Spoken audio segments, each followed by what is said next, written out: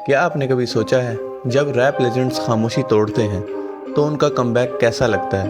वो मोमेंट जो सिर्फ एक गाने का रिलीज़ नहीं होता बल्कि एक पूरी कहानी सुनाता है, स्ट्रगल की, पैशन की और अपनी पहचान दोबारा बनाने की। रैप फैंस के लिए ये सिर्फ एक इंतज़ार का वक्त नहीं होता बल्कि उनका दिल एक उम्मीद के साथ धड़क रहा होता है। हर दिन सोशल मीडिया स्क्रॉल करते हैं, पुराने ट्रैक सुनते हैं और एक सवाल उनके जहन में होता है, मेरा फेवरेट आर्टिस्ट कब आएगा?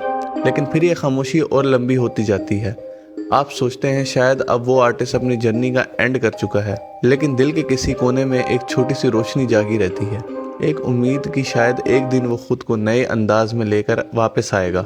जब वो मोमेंट फाइनली आता है तो ये सिर्फ एक कमबैक नहीं होता, ये एक सेलिब्रेशन होता है। हर वर्ड, हर बीट और हर फ्लो एक रिमाइंडर होता है कि असली आर्टिस्ट कभी खुद को खोने नहीं देते, वो सिर्फ अपने वक्त का इंतजार करते हैं। आज की वीडियो में किसी आम कमबैक की बात नहीं कर रहे बल्कि उन आर्टिस्ट की जिनको सब प्यार करते हैं और उनके काम की इज्जत करते हैं। जी हाँ, आज हम बात कर रहे हैं तला यूनिस और अली मार्के के कमबैक के बारे में, जो अपने नए गानों के साथ वापस आए हैं। लेकिन ये सिर्फ कुछ ऑर्डिनरी ट्रैक्स नहीं है, ये उनका एक प्रॉपर कमबैक है, एक मोमेंट जिनमें उन्होंने अपने रिटर्न अनाउंस की है, बल्कि ये भी दिखा दिया है कि रैप सीन का फ्यूचर उन्हीं के हाथ में है। ये कमबैक सिर्फ उनका अपना रिटर्न नहीं बल्कि एक सिग्नल है, इंडस्ट्री अब बदलने वाली है और ये बदलाव कहाँ तक जाएगा ये सिर्फ वक्त ही बता सकता है। लेकिन आप सोच रहे होंगे इन दोनों के गाने इतने खास क्यों हैं? क्या इनका कमबैक सिर्फ एक म्यूजिकल रिटर्न है या इसमें कुछ और छुपा है? ये सब कुछ जानने के लिए आपको इस वीडियो को एंड तक जरूर देखना होगा और अगर आपने अभी तक चैनल को सब्सक्राइब नहीं किया तो सब्सक्राइब का बटन दबाना मत भूलिए, क्योंकि जो हम आपसे डिस्कस करने वाले हैं वो आप बिल्कुल भी मिस नहीं करना चाहेंगे।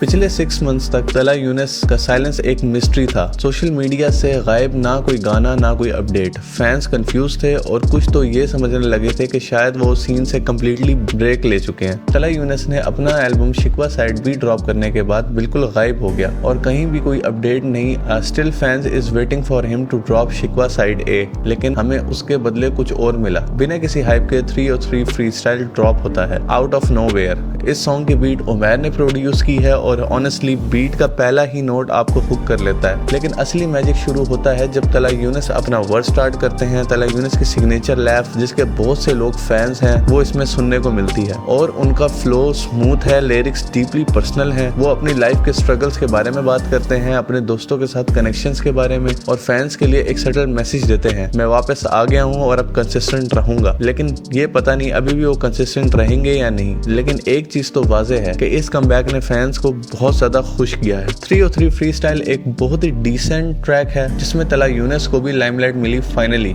बिकॉज अंजुम का ग्राफ तो ऊपर ही जा रहा है। ये ट्रैक सिर्फ एक गाना नहीं, एक जर्नी है और फैंस के लिए बात क्लियर हो गई है, तला यूनिस अब सिर्फ गाने बनाने नहीं आए, वो अपनी लेगेसी एस्टेब्लिश करने आए हैं। होप सो, मुझे तो यही लगता है। लेकिन ये कमबैक क्या सिर्फ एक गाना है या इसके पीछे और बड़ी कहानी छुपी है? तो क्या ख्याल है, ये साइलेंस तोड़ने का रीजन क्या हो सकता है? कमेंट्स में अपने थॉट्स शेयर करना। अब बात करते हैं एक और रैप लेजेंड की जो 8 मंथ से साइलेंस के बाद वापस आए हैं और इस बार उनका कमबैक एक धमाके से कम नहीं। अली मार्के, जो अपने बोल्ड और कॉन्फिडेंट रैप स्टाइल के लिए मशहूर हैं, उनका नया गाना फॉर द विन इंडस्ट्री के लिए एक स्टेटमेंट बन गया है। इस गाने की बीट जोके ने प्रोड्यूस की है और ये बीट काफी एनर्जेटिक और फ्रेश है। लेकिन जो चीज इस गाने को खास बनाती है वो है अलीम आरके का फ्लो। उनका रैप बिल्कुल अपने सिग्नेचर स्टाइल में है, एकदम एग्रेसिव लेकिन फिर भी कंट्रोल्ड, और उनका कोरस बहुत यूनिक और कैची है। इस सॉन्ग की बीट प्रोडक्शन मुझे काफी मैच्योर लगी और अलीम आरके का रैप स्टाइल वैसे फैन फेवरेट है। बस एक चीज की कमी है कि अलीम कंसिस्टेंट नहीं रहता, जिसकी वजह से अलीम के बहुत से फैंस उनसे नाराज हैं, including me, because personally I love that artist भाई। इसके एनर्जी और रैमिंग बाकी सारे रैपर्स से बहुत अलग है। तला अंजुम का एक अलग स्टाइल है, वैसे अलीम का भी एक अलग यूनिक स्टाइल है। फैंस के लिए सबसे बड़ा शौक था उनका स्टाइल। 8 मंथ के ब्रेक के बाद भी उनका रैप इतना फ्रेश और एनर्जेटिक कैसे लग रहा है? क्या इस ब्रेक के पीछे कोई स्पेशल रीजन था? फॉर द विन एक डिक्लेरेशन लगता है, I am back stronger than ever. लेकिन आपको क्या लगता है, ये ब्रेक सिर्फ पर्सनल था या अली मार्के कुछ और बड़ा प्लान कर रहे थे? कमेंट्स में जरूर बताएं।